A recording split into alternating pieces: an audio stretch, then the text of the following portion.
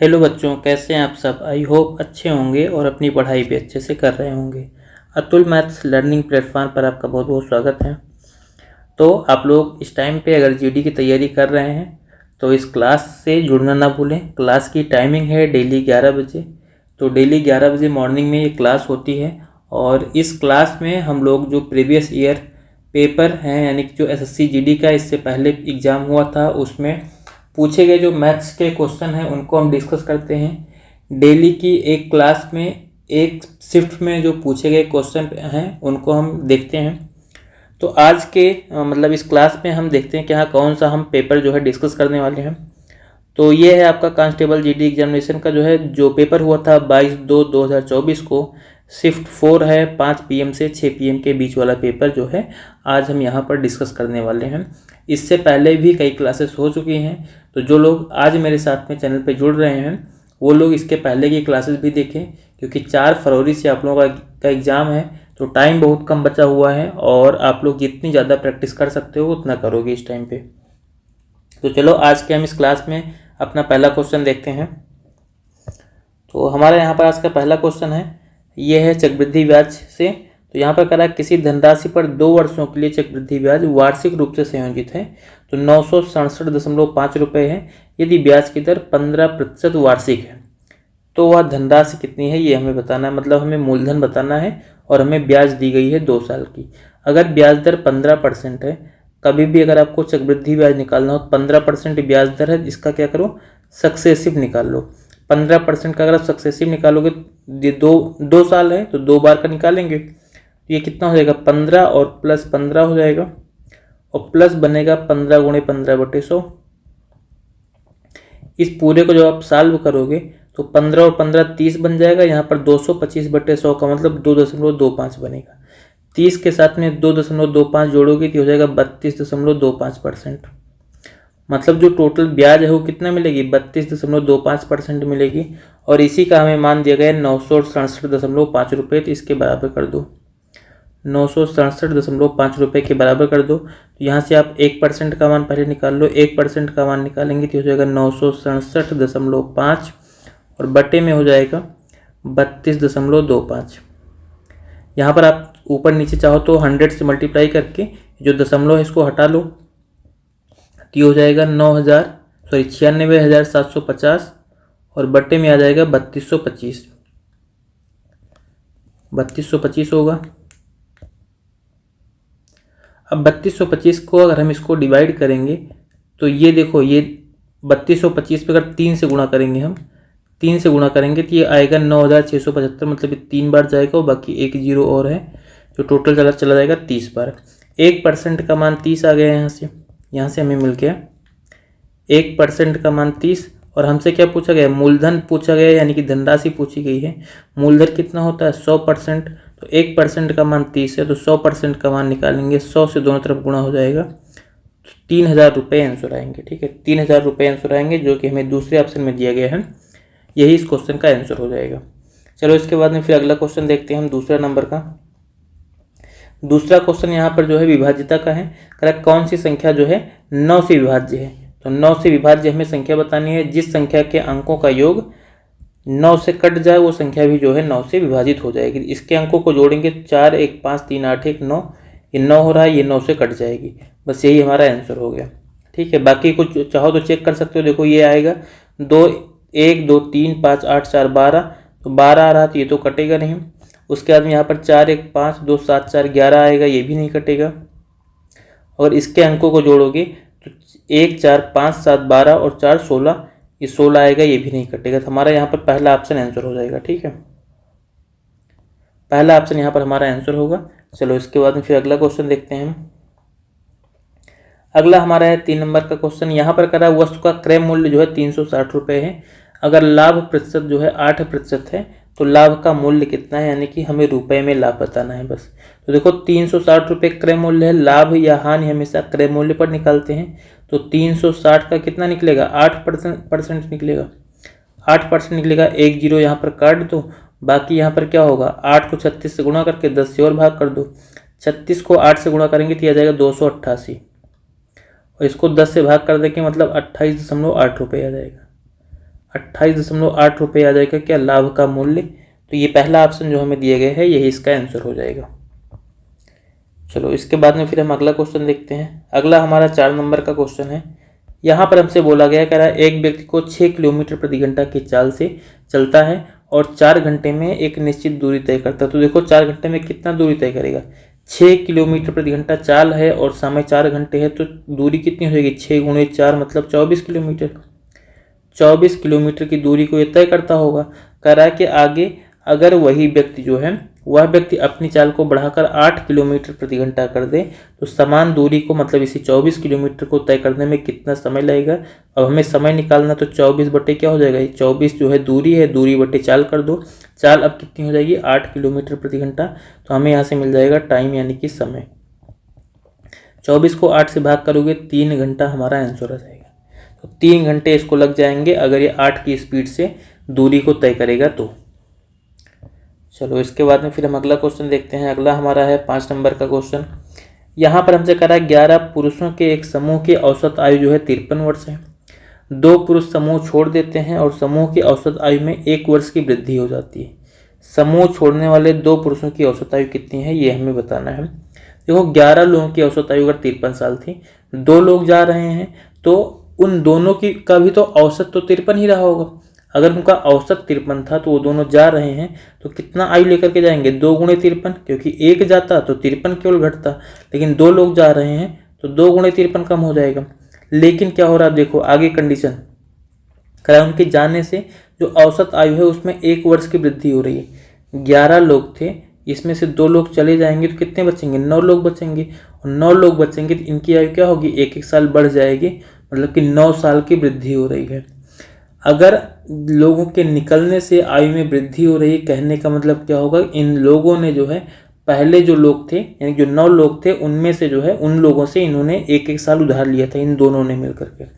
अगर 1-1 साल उधार लिया था, अब ये वाला 9 साल ये वापस करके जाएंगे, तो इसमें से 9 घटा दो, बस इसमें से 9 घटा दो। ये क्या होगा, इन दोनों का योग हो जाएगा। 53 को 2 से गुणा करोगे 106 आएगा। 106 में से अगर आप यहाँ पर जो है 9 घटा दोगे तो कितना आ जाएगा, 97 आ जाएगा। ठीक है, 97 आ जाएगा। अब हमसे यहाँ पर जो है औसत पूछा कि 97 को 2 से भाग कर दो, क्योंकि 2 लोग हैं। 97 को 2 से भाग कर दो, तो 97 को अगर 2 से भाग करोगे 48 दूना 96 होता है, मतलब 48.5 वर्ष आ जाएगा। 48.5 वर्ष जो है जो 2 लोग जा रहे हैं इनकी औसत आयु आ जाएगी। एक तरीका ये है, और दूसरा तरीका आप कैसे निकाल सकते हो, देखो 11 लोग हैं, इनका औसत 53 है, तो आप ऐसे सीधा लिख लो 11 गुणे 53, इनका योग हो जाएगा 11 लोगों की आयु का। उसके बाद में कह रहा है जब 2 लोग चले जाते हैं तो बचेंगे कितने लोग, 9 लोग बचेंगे, और उनकी औसत आयु क्या होगी, 1 साल बढ़ी होगी, यानी कि पहले 53 थी तब कितनी हो जाएगी, 54 हो जाएगी 9 लोगों की आयु। तो इनको घटा दो, इसमें से घटाने पर क्या मिलेगा, जो 2 लोग गए उनकी आयु का योग मिल जाएगा, और जब योग मिल जाएगा तो उसको 2 से भाग कर दो, तो हमें क्या मिल जाएगा, फिर औसत मिल जाएगा। 11 को अगर 53 से आप गुणा करोगे तो हमें आएगा 583, और 9 को अगर 54 से गुणा करोगे तो ये मिलेगा हमको 486, और बटे यहाँ पर क्या हो जाएगा 2। 583 में से अगर आप 483 घटाओगे तब भी कितना आएगा, 97 ही आएगा। 97 बटे 2 करोगे अभी भी 48.5 वर्ष में मिलेगा, 48.5 वर्ष मिलेगा, अभी भी यही आंसर होगा। ठीक है, तो आप किसी भी एक तरीके से निकाल सकते हो। हमें 48.5 चौथे ऑप्शन में दिया गया है, यही इसका आंसर हो जाएगा। चलो भाई, इसके बाद में फिर हम अगला क्वेश्चन देखते हैं 6 नंबर का। 6 नंबर क्वेश्चन हमें दिया गया, कह रहा है ए एक काम को 28 दिन में पूरा कर सकता है, बी ए से 68% अधिक कुशल है, उसी काम को पूरा करने में बी द्वारा लिए गए दिनों की संख्या क्या है, ये हमें बताना है। अगर ए काम को जो है 28 दिन में कर सकता है, और जो बी है वो ए से जो है 68% ज़्यादा कुशल है, यानी कि ए की क्षमता अगर 100 होगी तो बी की क्षमता कितनी हो जाएगी, 168 हो जाएगी। ये हो गया इनकी क्षमता का अनुपात। ये कट रहा है, लेकिन काटने का कोई मतलब है नहीं, क्योंकि 2 ही लोग हैं, सिंपली हमें इसको सॉल्व करना है। अब देखो एक काम को अगर 28 दिन में कर सकता है और ए की क्षमता 100 है, तो पूरा काम कितना हो जाएगा, क्षमता गुणे दिन मतलब 28 गुणे 100, ये पूरा कार्य हो गया। अब इसको किसके द्वारा करना, कह रहा है इस काम को जो है बी करेगा तो कितना दिन लगेगा, तो बी की क्षमता मतलब 168 से भाग कर दो, तो यहाँ से हमें मिल जाएगा बी का दिन। अब इसको अगर आप सॉल्व करोगे 28 को, तो ये कितना बार में कट जाएगा, चलो मान लो हम 14 से काट देते हैं। 14 दूना 28 हो जाएगा। यहाँ पर देखो 14 दूना 28 होगा। यहाँ पर 14 1 के 14 और 2 16। उसके बाद में फिर यहाँ पर 14 दूना 28, ये 12 आ जाएगा। फिर 2 से काट देंगे, 2 छंग 12 मतलब 100/6 आ गया। 100/6 को सॉल्व करोगे तो हमें कितना मिलेगा? 50/3 वर्ष। 50/3 दिन, वर्ष नहीं, 50/3 दिन। तो ये हमारा आंसर आ जाएगा, यानी कि बी को जो है काम को करने में 50/3 दिन लग जाएंगे। ठीक है, चलो इसके बाद में फिर अगला हमारा 7वां नंबर का क्वेश्चन है। 7वां नंबर हमें यहाँ पर क्वेश्चन दिया गया है। यहाँ पर कह रहा है कि ये पूरा जो है, ठीक है, इस पूरी सीरीज का जो है हमें मान निकालना है। देखो इस वाले क्वेश्चन को सॉल्व करोगे तो कैसे है, ये जो लिखा है 2/1 × 3, तो इसको आप क्या लिख सकते हो? इसको लिख सकते हो आप 1 - 1/3, क्योंकि देखो इसको आप सॉल्व करोगे तो ये क्या बनेगा? 3 1 के 3 हो जाएगा और 3 में से 1 घटाओगे तो 2/3 आएगा। देखो 2/1 × 3 का मतलब 2/3 ही तो होता है। ऐसे जो दूसरा लिखा गया 2/3 × 5 लिखा गया है, इसको आप क्या लिख सकते हो? इसको लिख सकते हो 1/3 और -1/5। अब इसको सॉल्व करो जरा, देखें इतना मिलेगा या नहीं मिलेगा। देखो 5 यहाँ पर तिरछा गुणा जब करोगे तो बनेगा 5 हो जाएगा और -3 1 के 3 हो जाएगा और बटे क्या होगा? 3 × 5 हो जाएगा। देखो 5 में से 3 घटाओगे तो यही 2 तो आएगा और नीचे 3 × 5 आएगा, यानी कि यहाँ पर जितना भी नीचे बटे वाला जो है, ठीक है, उसको हम बटे में करके ऐसे लिख सकते हैं। अब यहाँ से इसको हम मिटाते हैं और लिखेंगे कैसे पूरे को, फिर उसको समझाते हैं आपको हम। तो अब ये पहला वाला हमने क्या लिखा था? पहले हमने लिखा था, ये क्या लिख सकते हैं? 1/1 - 3 लिख सकते हैं और प्लस यहाँ पर फिर 2/3 × 5 को क्या लिख सकते हैं? 1/3 और -1/5 लिख सकते हैं। ऐसे प्लस 2/5 × 7 को लिख लेंगे 1/5 और -1/7, और ऐसे प्लस फिर डॉट डॉट जो लिखा गया ऐसे कर दो। उसके बाद में लास्ट में जो 2/99 × 101 है, इसको हम लिख लेंगे 1/99 और -1/101। अब देखो यहाँ पर जो है कुछ अगर आप देख पा रहे हैं तो ये संख्याएं कट रही हैं किससे? देखो 1/3 माइनस में, 1/3 प्लस में है, ये दोनों कट जाएंगे। ऐसे 1/5 1/5 कट जाएगा। अब ये 1/7 किससे कटेगा? इसके बाद में जो आएगा, ठीक है, क्योंकि यहाँ पर अभी क्या आएगा? 1/5 - 1/7 था। अब यहाँ पर प्लस में बनेगा 1/7 - 1/9, तो ये भी कट जाएगा। और ऐसे 1/99 इससे पहले वाले से कटेगा। तो यहाँ पर हमारा लास्ट में क्या बचेगा? केवल शुरुआत में 1 बचेगा, लास्ट में -1/101 बचेगा। 1 - 1/101 बच जाएगा। इसी को सॉल्व कर लो आप।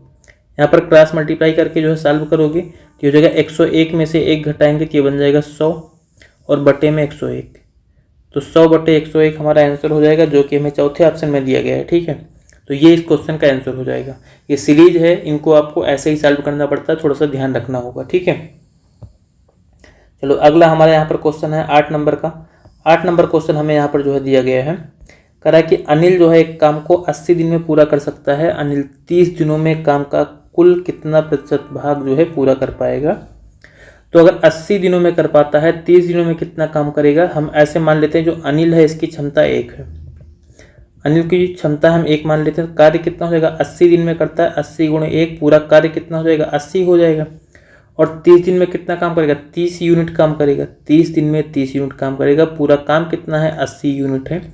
और परसेंटेज में पूछा गया तो फिर 100 से गुणा करके परसेंटेज निकाल लो।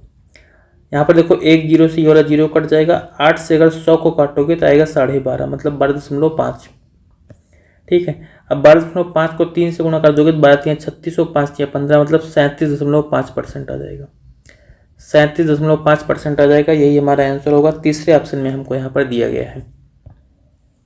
चलो भाई अगला क्वेश्चन देखते हैं हम 9 नंबर का। 9 नंबर क्वेश्चन हमें यहाँ पर दिया गया, कह रहा है किसी वस्तु का विक्रय मूल्य 2400 रुपये है और अंकित मूल्य 3000 रुपये है, तो छूट प्रतिशत कितना है?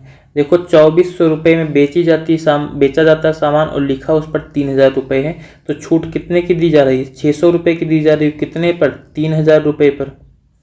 परसेंट में चेंज करना है तो फिर यहाँ पर 100 से गुणा कर लो भाई, बस यही हमारा आंसर हो जाएगा। इसको सॉल्व करोगे, देखो 600 पंचे 3000 होता है और 5 से 100 को डिवाइड कर दोगे तो 20 आ जाएगा। मतलब यहाँ पर जो डिस्काउंट है वो कितने परसेंट का है? 20% का। छूट कितनी हो जाएगी? 20% हो जाएगी। चौथा ऑप्शन हमें दिया गया है, यही इसका आंसर हो जाएगा। चलो भाई अगला क्वेश्चन देखते हैं हम 10 नंबर का।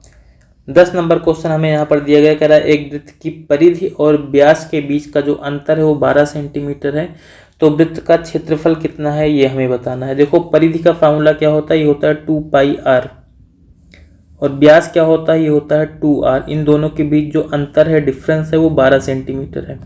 तो यहाँ से अगर आप 2r कॉमन ले लो, ये कितना होगा, π-1 बचेगा, π-1 बचेगा। यह भी 12 के बराबर होगा। 2 से चाहो तो आप 12 को काट सकते हो, 6 बार में कटेगा। यहाँ पर r तो ऐसे रहेगा, और पाई का मान रख लो। अब यहाँ पर पाई का मान रखोगे तो पाई का मान क्या होता है, 22/7 होता है, माइनस में 1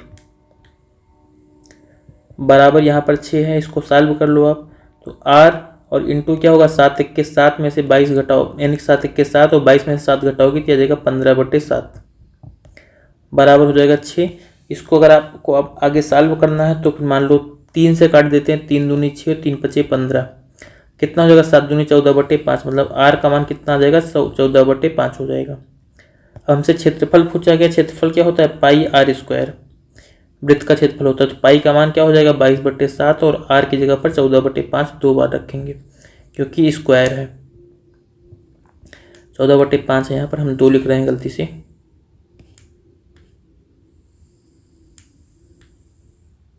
इसको सॉल्व कर लो, देखो 7 से 14 को काट दो, 2 बार में कट जाएगा, बाकी यहाँ पर गुणा कर लो तो ये 22 दूना 44 हो जाएगा, 44 और गुणे 14 और बटे 25 हो जाएगा। यहाँ पर 44 सॉरी 44 को 14 से गुणा करोगे, 14 चौको 56 और 14 चौको 56, 5 61, मतलब 616 और बटे 25 हो जाएगा। 25 से आप 616 को आप 25 से यहाँ पर डिवाइड कर दोगे, 616 को 25 से डिवाइड करोगे तो आ जाएगा 24.64, यानी कि इसको डिवाइड करने का एक तरीका ये है कि आप ऊपर नीचे 4 से गुणा कर दो। 4 से गुणा करोगे तो नीचे बन जाएगा 100, और जब 100 बन जाएगा तो पीछे से 2 अंक पर दशमलव लगा देना बस। तो 616 को अगर आप 4 से गुणा करोगे तो यही आएगा, 2464 आएगा, फिर पीछे से 2 अंक पर दशमलव हो जाएगा। ठीक है, तो इसका आंसर ये होगा हमारा, जो कि हमें पहले ऑप्शन में दिया गया है।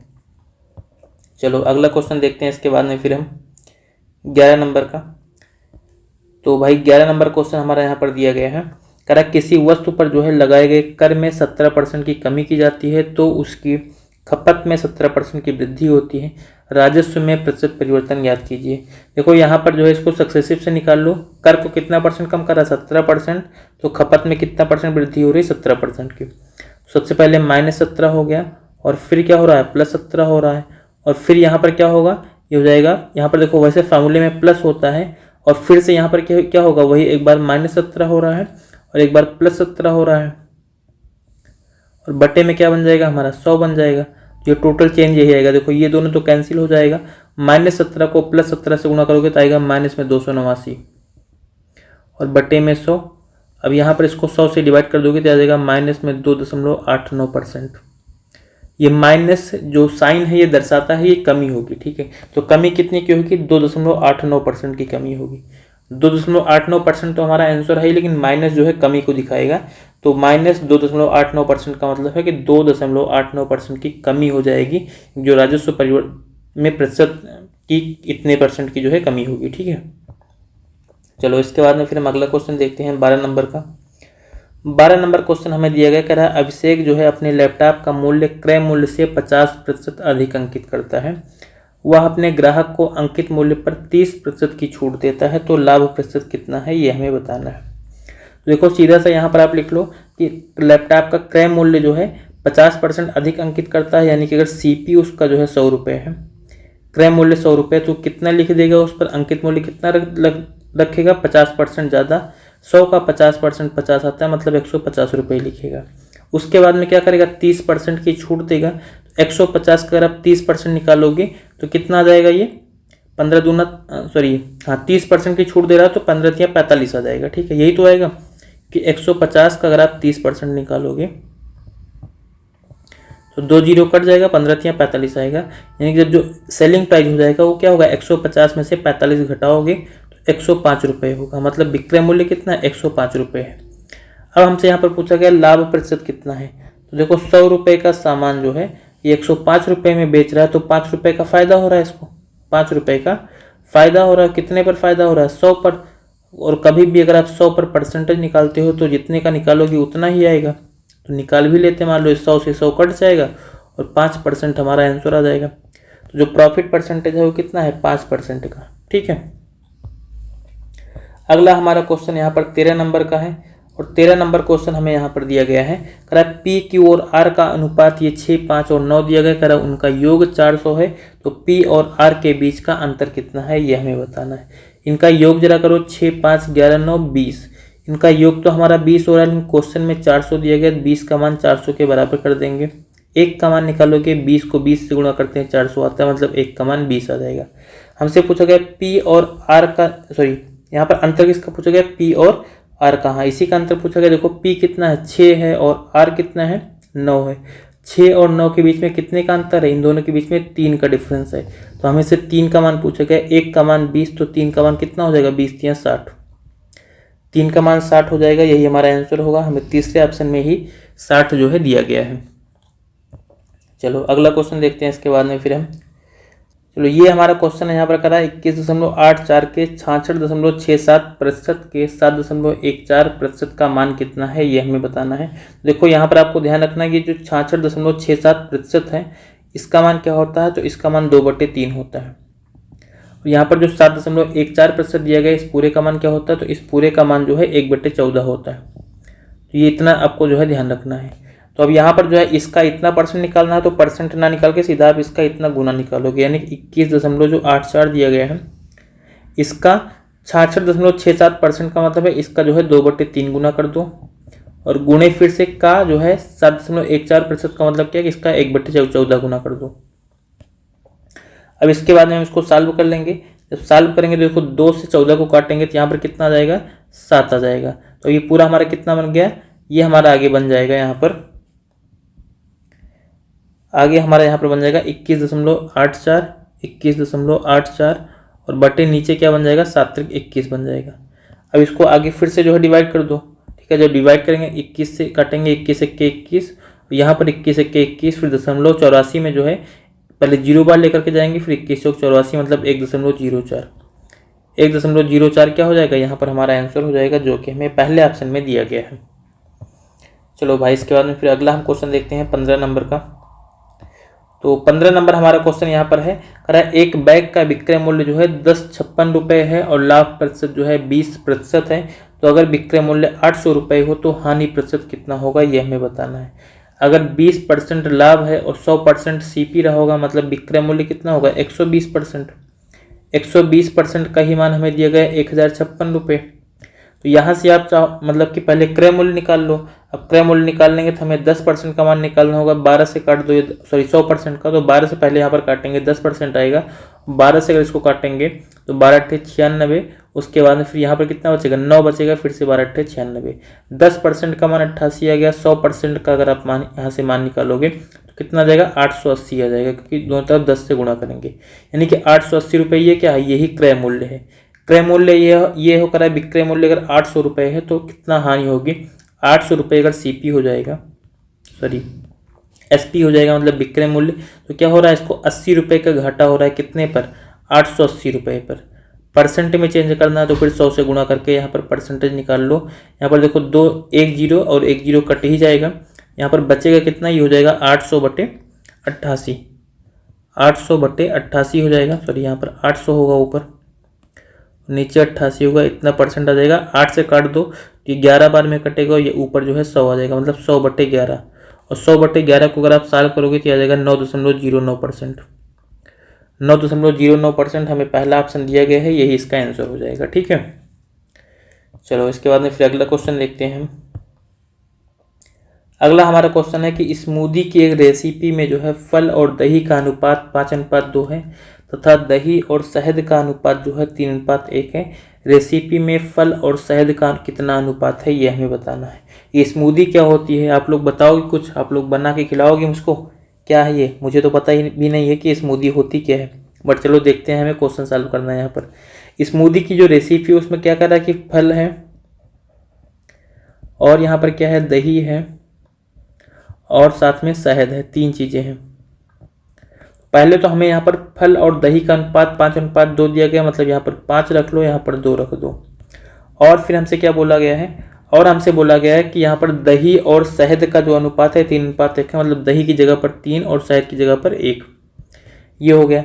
अब आगे हमें अगर इन सब का एक साथ में अनुपात निकालना है तो इस वाले 2 को इधर लिख दो, अनुपात लगा के, सॉरी 3 को इधर लिख लो अनुपात लगा के, बस सबको सीधा गुणा कर लो। 5 तियाँ 15 हो जाएगा, 2 तियाँ 6 हो जाएगा और 2 1 2 हो जाएगा। हमें तीनों का अनुपात मिल गया।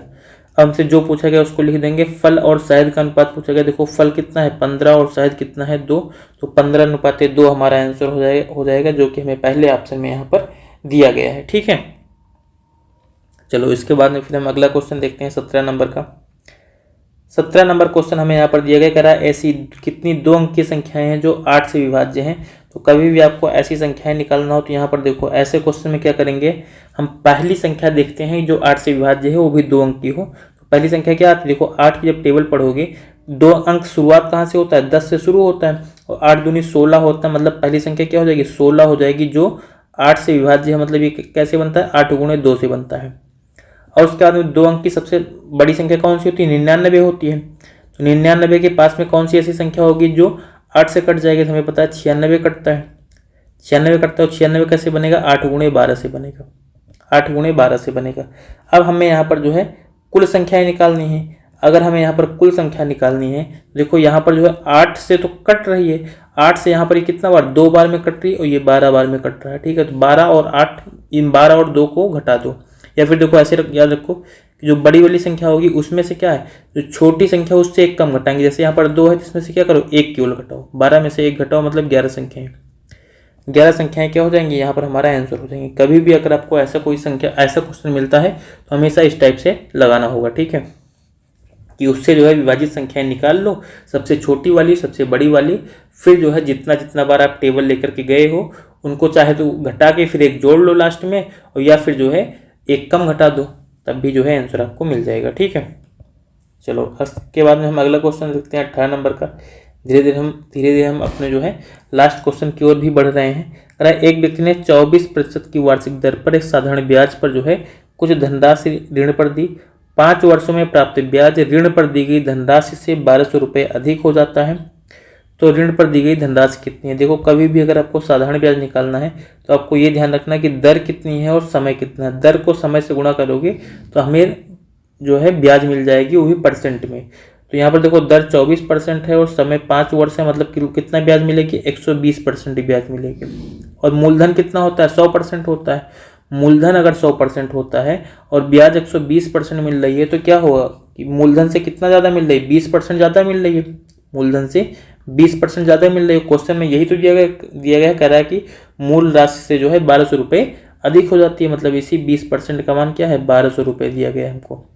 हमसे पूछा गया धनराशि, मतलब हमसे मूलधन पूछा गया। मूलधन कितना होता है, 100%। अगर 100% का मान निकालना है तो फिर दोनों तरफ 5 से गुणा कर दो, तो 20 पंचे 100% हो जाएगा। और इधर कितना आएगा, 12 पंचे 60, मतलब ये 6000 रुपये। तो 6000 रुपये क्या हो जाएगा हमारा यहाँ पर जो है मूलधन हो जाएगा, जो कि हमें चौथे ऑप्शन में दिया गया है। चलो भाई इसके बाद में फिर हम अगला क्वेश्चन देखते हैं 19 नंबर का। 19 नंबर हमारा क्वेश्चन है, कह रहा है 2 अभाज्य संख्याएं हैं x और y। x और y 2 अभाज्य संख्याएं हैं। इसमें कह रहा है x जो है छोटा है, y बड़ा है, और कह रहा है इनका लासा जो है 145 है। तो 10x माइनस वाई का मान क्या है, ये हमें बताना। देखो कभी भी अगर अभाज्य संख्याएं दी गई हैं हमको, अगर अभाज्य संख्याएं हैं तो सीधा उनका जो गुणनफल होता है वही जो है लासा होता है। तो x गुणे वाई का ही मान क्या हो जाएगा, x गुणे वाई का ही जो मान होगा यही क्या होगा, लासा होगा। मतलब 145 के बराबर हो जाएगा, क्योंकि इनका मासा क्या होता है, अभाज्य जो संख्या होती है इसका मासा 1 होता है। तो ये फार्मूला आपको पता ही होगा, पहली संख्या गुणे दूसरी संख्या बराबर लासा गुणे मासा। अब लासा ये अगर मासा 1 है तो 1 से गुणा करने पर कोई फर्क पड़ेगा नहीं, इसीलिए हम ऐसे सीधा याद रखते हैं कि अगर 2 अभाज्य संख्याएं हैं तो उनका गुणनफल ही क्या होता है, लासा होता है। अब ये 145 किससे कटेगा यहाँ पर, क्योंकि केवल 2 ही संख्याएं होंगी जिनसे कट रहा होगा, मतलब 2 का मतलब 1 से तो कटेगा ही। और अब यहाँ पर देखो ये किससे, अगर इसको 5 से मान लो डिवाइड कर दें तो 5 गुणे 29 होता है ये। ठीक है, 5 गुणे 29 जो है 145 आता है। मतलब यहाँ पर जो है एक संख्या क्या होगी, 5 होगी, और दूसरी संख्या क्या हो जाएगी, 29। लेकिन अब यहाँ पर देखते हैं, देखो जगह x जो है छोटा है, y बड़ा है, मतलब x का ही मान क्या होगा, मतलब जो x का मान है वो छोटी वाली संख्या हो जाएगी 5, बाकी जो y का मान है क्या हो जाएगा, 29 हो जाएगा। अब हमसे 10x माइनस वाई पूछा गया है, 10x माइनस वाई का मान निकाल लेते हैं। x का मान 5 है, 10x कितना हो जाएगा 50, और माइनस y की जगह पर 29। 50 में से अगर आप 29 घटाओगे 50 में से अगर आप 29 घटाओगे तो कितना आएगा, 21 आ जाएगा। अब 10x माइनस वाई का मान क्या हो जाएगा, 21 हो जाएगा, जो कि हमें पहले ऑप्शन में दिया गया है। अगला हमारा क्वेश्चन है 20 नंबर का, और ये लास्ट क्वेश्चन भी है। यहाँ पर कह रहा है कि 17 जो है प्राकृतिक संख्याओं के वर्गों का औसत कितना है, ये हमें बताना है। तो पहले तो हमें यहाँ पर प्राकृतिक संख्याओं के वर्गों का योग पता होना चाहिए। तो जो योग का फार्मूला होता है, ठीक है, जो नेचुरल नंबर के वर्ग का योग का फार्मूला होता है वो होता है n into n plus one. ये होता है n into n plus one, और इंटू होता है 2n प्लस वन, और अपान में 6। ये होता है योग का फार्मूला, ठीक है। सम होता है, योग होता है, ठीक है। किसका होता है, n प्राकृतिक संख्याओं के वर्गों का योग होता है। अब हमसे यहाँ पर जो है औसत पूछेगा, औसत के लिए क्या करोगे, यही n संख्याएं हैं तो n से इसको डिवाइड कर दो, यानी कि यहाँ पर अगर एवरेज हमें निकालना हो, अगर हमें एवरेज निकालना हो तो सीधा सा आप यहाँ पर क्या करो, n को गायब कर दो, यानी कि हो जाएगा n प्लस वन, और इंटू 2n प्लस वन, और अपान में 6। ये एवरेज होता है। सम योग ये होता है और एवरेज ये होता है। हमसे एवरेज निकालने के लिए पूछेगा, चाहो तो आप दूसरे वाले फार्मूले में सीधा n बराबर कितना रखोगे, 17 रख करके जो है सॉल्व कर लो बस। तो 17 और 1 जोड़ेंगे 18 हो जाएगा। यहाँ पर 17 दूना 34, 1 35 हो जाएगा। ये पूरा कितना बन जाएगा, 17 दूना 34 और 1 35, और बटे में 6। 6 से 18 को काटेंगे, 6 3 18, 3 से 35 को गुणा करेंगे, 105 आंसर हो जाएगा। तो यहाँ पर जो है 17 प्राकृतिक संख्याओं के वर्गों का औसत कितना होगा, 105, जो कि हमें तीसरे ऑप्शन में दिया गया है। तो ये 20 नंबर का क्वेश्चन था। आप लोगों को पता है कि एक शिफ्ट में 20 क्वेश्चन ही पूछे जाते हैं। तो ये एक अगली शिफ्ट भी जो है हमने यहाँ पर कंप्लीट कर ली। और जितने भी लोग सेशन के साथ में जुड़े हुए हैं, अगर अभी तक आपको मतलब अगर अभी तक आप सेशन में जो है लगे हैं, सेशन के साथ में मतलब हमारे साथ में जुड़े हुए हैं, इसका मतलब आपने क्लास को पूरा जो है देखा होगा, क्लास को एंजॉय किया होगा। और अगर आपको जो है पूरा सेशन हेल्पफुल लग रहा है तो आप अपने दोस्तों के साथ में शेयर ज़रूर कीजिएगा इसको, ठीक है। और बाकी आप अपनी पढ़ाई लगातार जारी रखिए, क्योंकि एग्ज़ाम में जो है बहुत कम टाइम बचे हैं। डेली जो है एक एक दिन कम ही हो रहा है, और जल्दी ही हो सकता है कि आप लोगों का अब एग्ज़ाम सिटी भी जो है जारी कर दिया जाए एसएससी के द्वारा, क्योंकि 4 से पेपर है। तो मैक्सिमम चांस है कि 25 जनवरी को जो है 25 जनवरी तक जो है आपका यहाँ पर मतलब कि जो सिटी डिटेल्स है वो जारी हो जाएगा कि आपका पेपर जो है कौन से शहर में और कौन से शिफ्ट में होने वाला है। तो आप लोग अपनी पढ़ाई जो है लगातार जारी रखिए। बाकी सेशन को जो है थोड़ा दोस्तों में शेयर ज़रूर कर दीजिएगा। चैनल को अगर आपकी इच्छा है तो सब्सक्राइब भी कर लीजिए और वीडियो को लाइक कर दीजिएगा। चलिए आज के सेशन को हम यहीं पर एंड करते हैं। Thank you and all the best.